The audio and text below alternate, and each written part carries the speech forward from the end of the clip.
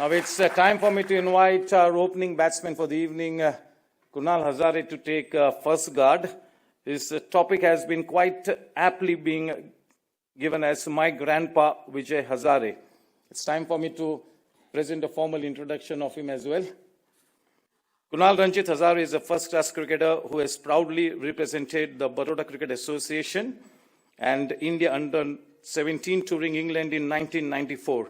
His father, Ranjit Hazare, has also played for Baroda in 41 first-class matches. So he's the third generation player from the family to be playing first-class cricket. His cricketing journey extends internationally, having played for Indian Gymkhana at the Australia Park in London. He also competed in the Middlesex League for 2 consecutive years. Notably, he achieved the rare feat of scoring 1,000 runs and taking 100 wickets in a single season for Indian Gymkhana in UK. He's also represented the Middlesex County under 17 in the UK. So that's quite a checkered career he had for that span in UK. Beyond cricket, Kunal has played a key role in shaping young talent as a member of the sub-junior and junior selection committees at the Baroda Cricket Association for the past decade. An entrepreneur for over 20 years, he's the managing director and CEO of Canny Exim Products and Services Private Limited. He also owns a franchisee of a reputed travel company showcasing his business acumen. His interests go beyond sports and business.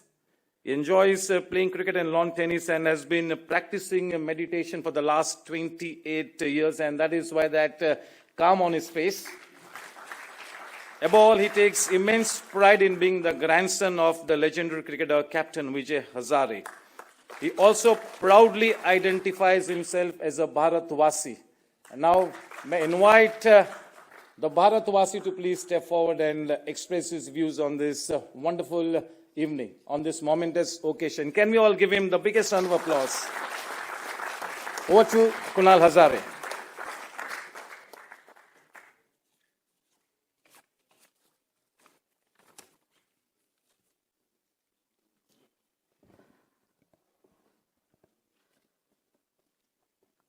Distinguished guests, esteemed speakers here, and my dear friends. It's an absolute honor for me to come here at this D.Y. Patil Center of Excellence.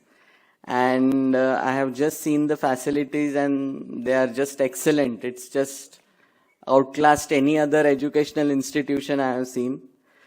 I'm also very privileged to be called upon here by the Legends Club, and I absolutely thank them, thank the organizing committee for inviting me here at this prestigious event. My topic is my grandpa. So I'm not going to go into any of more of his cricketing feats, but I'm going to tell you some things that I have seen from my eyes or what I have pursued as Vijay Hazare as my grandfather. So basically, I remember I was a very small kid, 8 years old, and I have never seen him play cricket, but in the alley of my house, I have seen him playing because he used to play with me. And he used to bowl to me and he used to bat. And in those days, I have whatever I remember, I'm going to tell you now. His stance was pretty peculiar. So he had a kind of open stance, but at the same time, his shoulder was quite straight to the bowler. And his bat was kind of locked into his pads or his legs. His grip was odd, one hand was pretty down and the other quite up. So overall, when you look at his stance, it was a little bit indifferent. But whatever he achieved is something which is quite exemplary. And I would like to tell you a few things about him, that he came from a very humble family. So his father was a school teacher, my great grandfather, in Sangli. And he started playing cricket at the age of 15, and there was this club called JJ Pawar's club in Sangli. And he started playing in that club, and somehow he met the Raja Sahib of Jat by playing cricket or these matches between Sangli and Kolhapur. And Raja Sahib of Jat, his son, the prince, was very much, interested in leg spin bowling. So he had called the great Clary Grimmett. So he was one of the greatest leg spinner at that time from Australia. So he had called Clary Grimmett to learn, leg spin. And my grandfather was a very close friend of the prince. So it happened so that my grandfather is being coached by Clary Grimmett.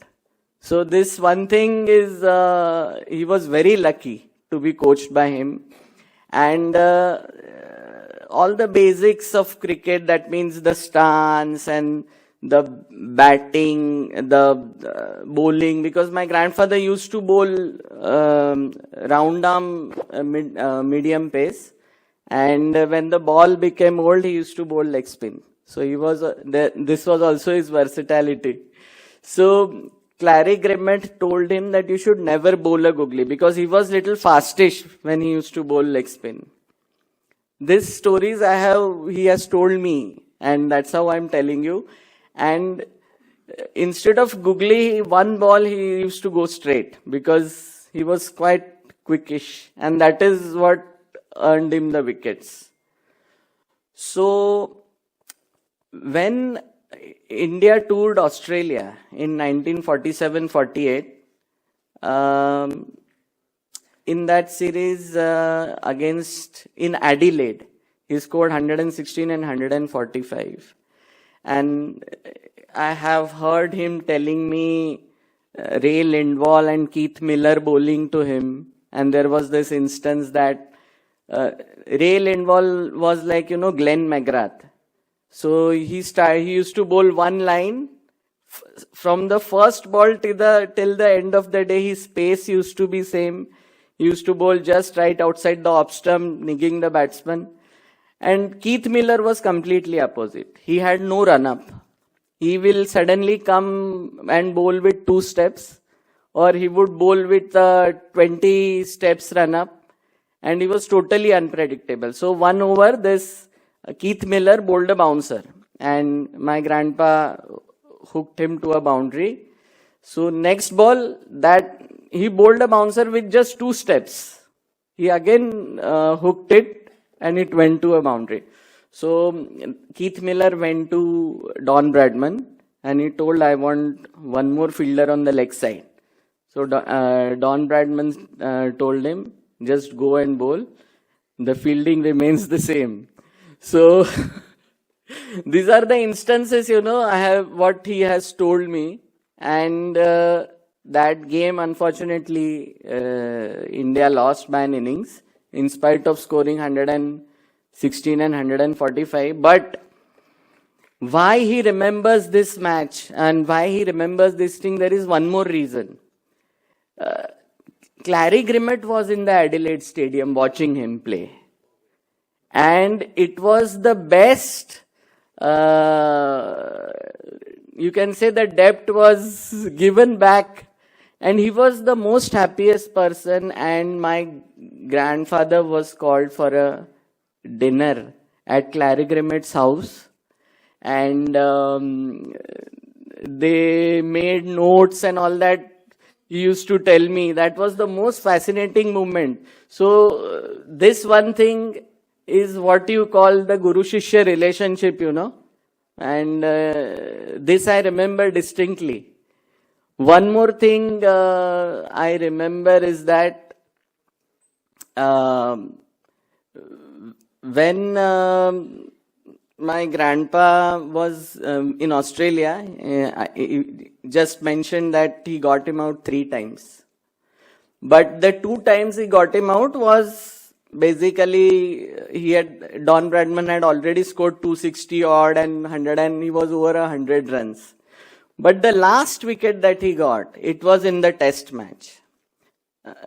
As you might be knowing, in those days the wickets were not covered. They were wet tracks. If it rained, it was totally damp wicket, sticky wicket. And that was the case. I think Australia were all out for 107 or something because it was a sticky wicket on that day. And my grandpa distinctly remembers that he was bowling outswingers and this ball he bowled an off-cutter. And it went between the bat and pad of Don Bradman and it was bowled. But this was very, very close to his heart. The reason he got Don Bradman out for 14 runs. His batting average was 99.96 and he got him out for 14 runs. So these are the 2-3 memories that he had told me. But from the perspective of a grandson, I find him as my life's mentor. I'm not telling this because he's my grandfather, but the way he has lived his life is very exemplary. God was very kind on him. He gave him everything. But he was never extremely happy in what he got. And when the situation was bad, when his health was not good, he was very calm. So, his patience, his mental toughness was extraordinary. That means last 10 years of his life, my father was in Malaysia, he was working there and he was not well, he was operated. It was a pretty serious operation and the doctor had to tell him because he had cancer and the doctor had to tell him that now we are going to operate, it's a stage 2 cancer. So the doctor went to him and it's Dr. Iyengar, Srinivas Iyengar from Baroda, and he said, we are going to operate and we'll have to operate because we don't have an option. What did he say to the doctor? That doctor has told me at least 15 times. He said, I fully trust you, you go ahead.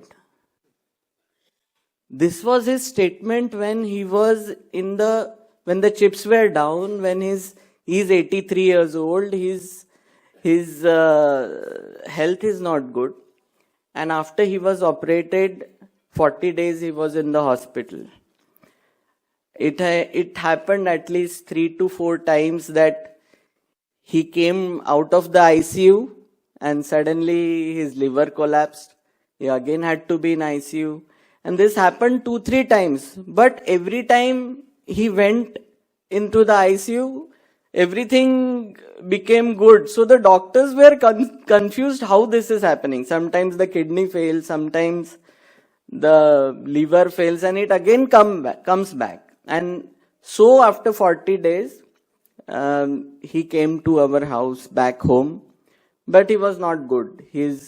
All his motor movements had gone. Just imagine a person who has played so much cricket. His motor movements are gone due to the surgery.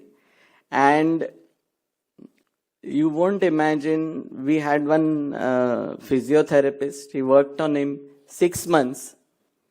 He was standing again. And that means, it's just impossible, his mental toughness, his ability to come back again from where the situation is worst. And after that, he lived for 7 years. took two big lifetime achievement awards. One at CCI, I remember, in 2004, I came myself. One at the Castrol Awards for Cricketing Excellence in Mumbai again.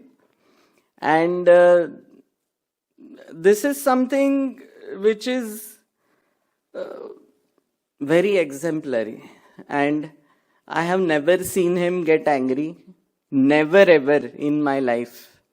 Never ever. He was always very calm, always very composed. And in his last days, when again he was unwell and Raj Singh Dungarpur had come to Baroda also at that time, he met him. Just the day he died, in the night before that day, I was sleeping and I had a dream. And in that dream, I saw a waterfall. And that waterfall came down. It turned into a big river, huge river. And lastly, that big river merged into an ocean. This is practically what I saw in my dream. And that is when I thought ki the great life that he has had has to end now. And the next day he was in kind of coma and he died. But what I learned from this is that you should be calm and composed in whatever situations you face in your life. And there is no such situation wherein you cannot come out. It is only the calmness, the mental toughness that you have to carry in your life. You will face certain situations which you will think that these are out of your hand. But every problem comes with a solution. So you have to find the solution and ultimately you will get through it. I'm telling this to the younger generation, the students that are here. So this is Vijay Hazare from my side. My topic was my grandpa. I have never been given such a topic, and I am very pleased that this topic was given to me so that I could tell something that I have never told in any speech. So if it is Marcus who has given me the topic, I am very thankful to him. Thank you again. Thanks.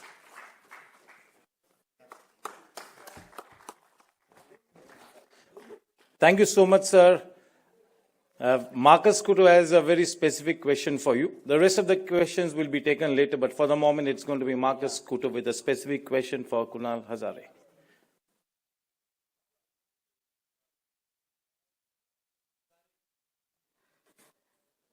Sincerely, it's not an advantage. It's not an advantage because there are two things. One, I being the grandson also has faced this pressure, but my father would have faced it more.